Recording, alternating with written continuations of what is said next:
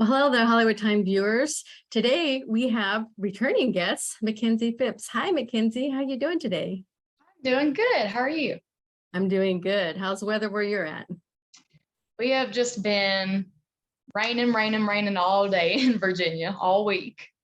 Oh my gosh, can you send that to California? You know, we're in a drought over here. I don't think you want any. We've gotten some flood in the last couple of days. Yeah, we don't want the flooding, but we could take some rain, that's for sure. Well, I understand that you have an acoustic cover of Alan Jackson, one of my favorite all-time singers. I want to stroll over heaven with you. And that's been going like viral. Let's talk about that. Yes, so I like to post a hymn every now and then because I know people enjoy doing them and I enjoy doing them as well because they hold a special place in my heart because, I started singing when I was in church with my mama. So it's always good to revisit songs that I used to do. And my Aunt Zena, who is one of my biggest supporters in the whole world, she had mentioned doing that song a couple of months back. And my schedule just got so chaotic and I'd never had time to learn it. So I just kept putting other hymns in its place. And just recently, when I was trying to pick a song to do for my video on Sunday, I was going to be doing another Christian song, but the more I got to listening to it, the more I was like, I'm going to have Shane learn the harmonies on it because it would be very empty with just me singing it. So I was like, let's think of another hymn or Christian song that I can do. And I was scrolling through Alan Jackson's gospel album because that's where I get majority of them from. And I saw that one on the very end and I was like, I was supposed to learn that one. I'll learn it right now. So me and Shane got to listening to it and we learned it in less than 24 hours. And I was like, we're just going to record it and hope for the best. And we had published that and put it on Facebook Sunday. And, it was getting some views. And then by Wednesday morning, it was at 30,000 views. And then just from that point on, it just completely blew up. And I recently just looked at it before we got on this Zoom, and it is now at 885,000 views. Wow, congratulations. Oh, thank you. It's done really well. It's a great one of my favorite songs. It's amazing. And Shane just played really well on it too. And how long did it take you before you said 24 hours to learn it? Yeah, I had briefly listened to it when I was going to learn it a couple of months ago, but I didn't really take it all in to learn it. So when I had told Shane that we were learning it, he had never really heard that song either. And I was like, we're just going to go over the song really quick. And we went over it Saturday night. And me and him went over it and we were like, all right, we're good. And then that next morning we recorded it before our band show. Then where did you actually record it at? I record it in my living room, actually. I like to do homey videos because I feel like they're a lot more intimate. Oh my gosh. Yeah, it's really great to have it, that kind of setting and stuff. I wasn't sure whose living room it was. It's mine. That's great. So what else have you been up to since we talked to you, I guess, earlier this year? What have you been up to since then? Well, I'm pretty sure the last time you and me talked, that was when CRS was about to happen, I believe. Yes, in February. So. Yeah. So ever since then, I got the amazing opportunity to go into studio with Mr. Sal Oliveri. He is a Grammy Award winning and producing producer. And, it was so incredible getting to work with him because he is just such a nice man in general, like in studio, outside of studio. He has such a great musical ear. And I was able to record 5 songs with him and they're going to be releasing here in the next couple of months. So I'm very much so looking forward to that. We did such a great job on these songs. So these songs that you've written? Yes, 2 of them, me and Shane wrote, and then 3 of them, they were pitched to me, and the writers did a great job on them, and I'm just so excited to have these released. I can't wait. So what type of songs can we expect? Well, they are all country, because yes, of course. I love me some country music. Yes. And there are 2 slower ballad songs, I guess you could say, and then the other 3 are upbeat. So we got kind of a variety. Well, I can't wait to talk to you about those so we can find out more about the songs. I also hear that you've been doing something else that's pretty amazing that you started to do. You're volunteering now at a local shelter. Let's talk about that. We all have animals, so our Yes, listeners probably love which to hear about I'm already gonna throw it out now. Every time I do an interview, my cat always knows. So she may make an appearance at some point. So it. just fair warning. But ever since I was a little girl, I loved animals. They're the cutest things in the world. If I had my own house and like didn't have the most chaotic life ever, I would have a whole house filled with them. But I had done some benefit concerts at this local shelter whenever they had adoption events, just to get people to come out and take a look at the animals, and they would have bake sales and all that kind of stuff. And I really did not start getting involved with this shelter until last year in October. I had done a benefit concert for them, and they had introduced to me a dog that they had actually found as a stray, and his name was Swanson, and he was not in good health whatsoever, and you could tell that he was in past abuse. He had endured past abuse wherever he was. And his ears, he's a pit bull, and his ears were cut by like actual scissors, so you could see that his ears were cropped, and he had no movement really in his back legs. He would just drag them, and his spine was all messed up. And we believe that somebody had had him as a puppy in a cage, and as he grew, they never changed the cage. So he just kept growing confined in this cage, and it messed him up really bad. And we had been trying to help raise money for him, and I wanted to do all that I could to help him in any way possible. And I would do little concerts on my Facebook, and we would raise money for him. And we raised quite a bit of money for him. And he got in his own little wheelchair, and everything was going good. And then in the month of December, it's just like everything was going great, and then it all just drastically was not. And he started to have no movement in his front legs, started to not have it much in his back legs. He had no control over his bladder, bowels, anything of the sort. And the vets believed that he may have had cancer. So he just started deteriorating really quickly. And we were just talking about the quality of life he would have. It would not be the best, and we didn't want him to suffer any more than he already was. So we had put him down, I believe it was a week before Christmas. So it kind of broke my heart a bit. But I was actually there the day that they had put him to rest, and I was there the entire time, and I gave him a little pup cup and some chicken nugget. And it was really sad, but I know he's in a better place and he's not hurting anymore. And after all of that occurred, I was talking about I wanted to help all the animals at the shelter find their forever homes and live the best lives that they could. So I started volunteering in January, and I've been doing it ever since. And I do a segment called Take Me Home Thursday, where I spotlight one animal from the shelter, and I talk a little bit about them, and I do a video and just bring awareness to them, so people, if they fit their needs, can come and check them out and maybe adopt them.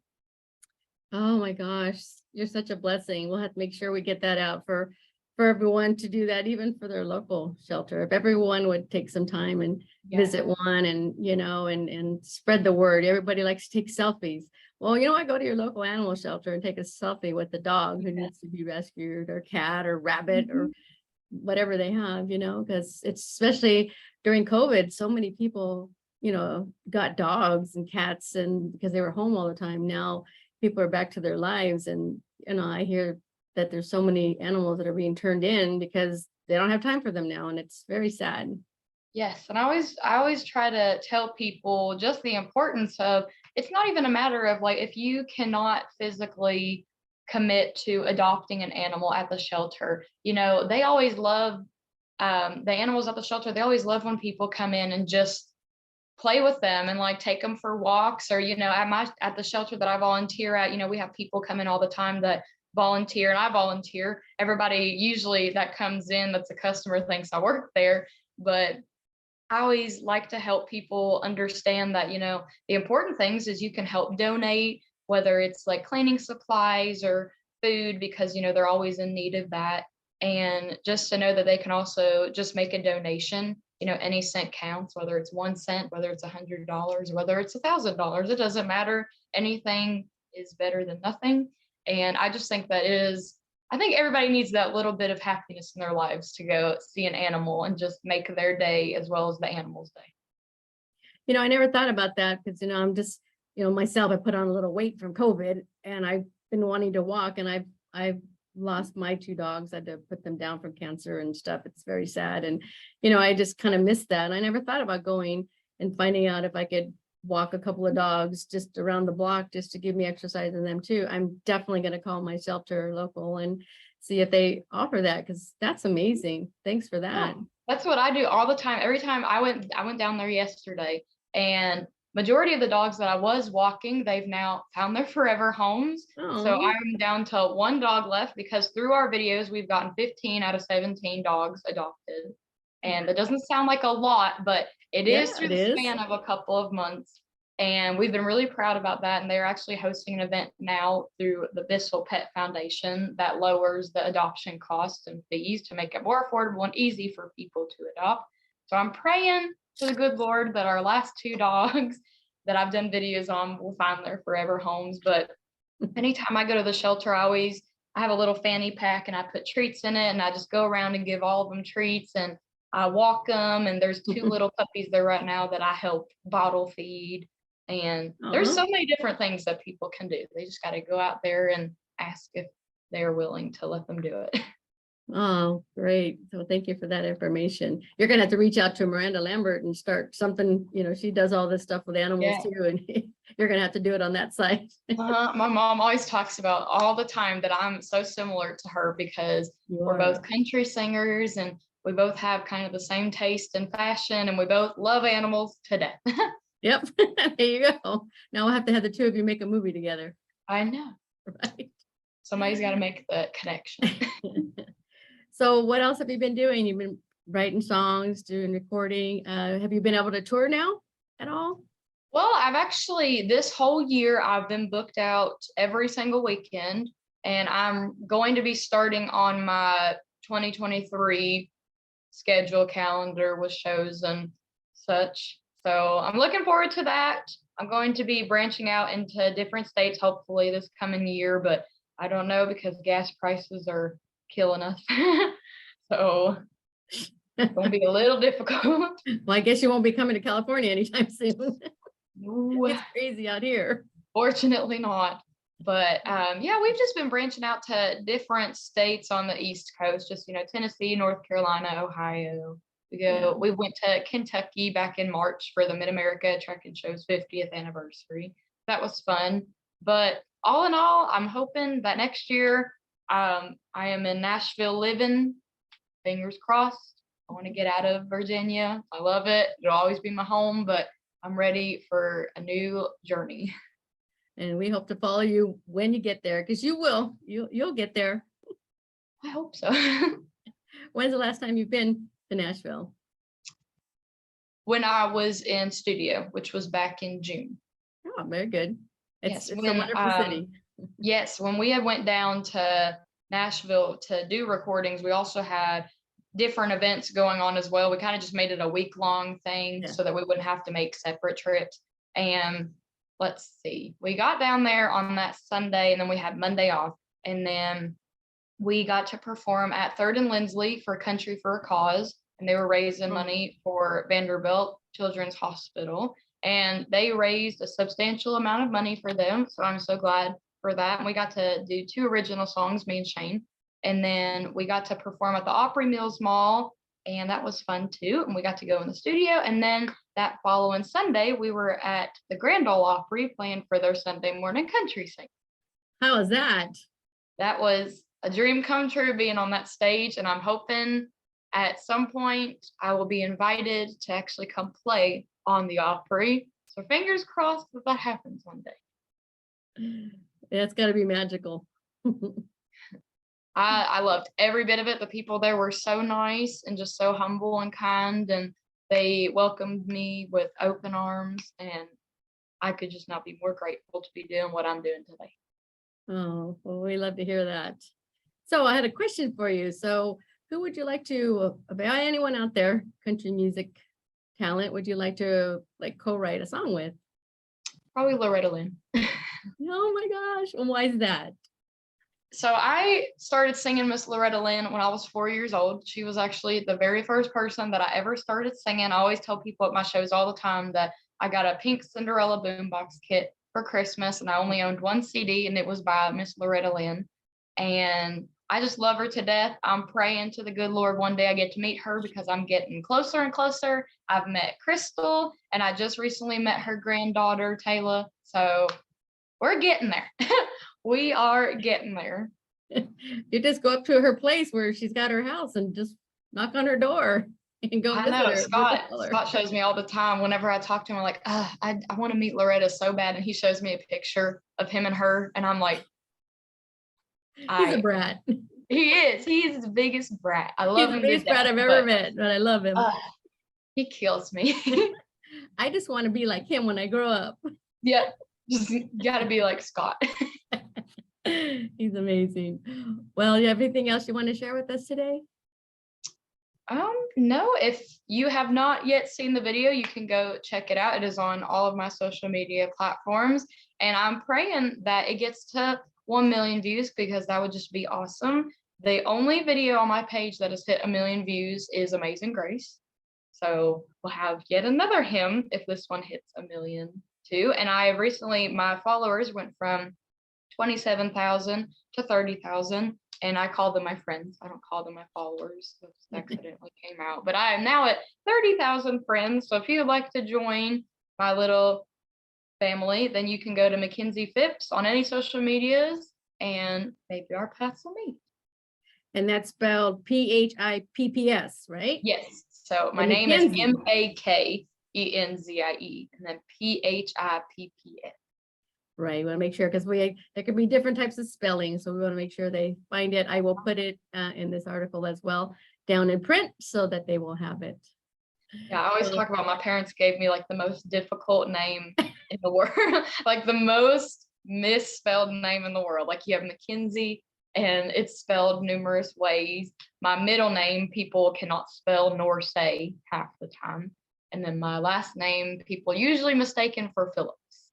Right, because it's like, is there an L in there? It's Phipps. It's like, okay, it's a PH. Yeah. So you're like, thanks, mom and dad.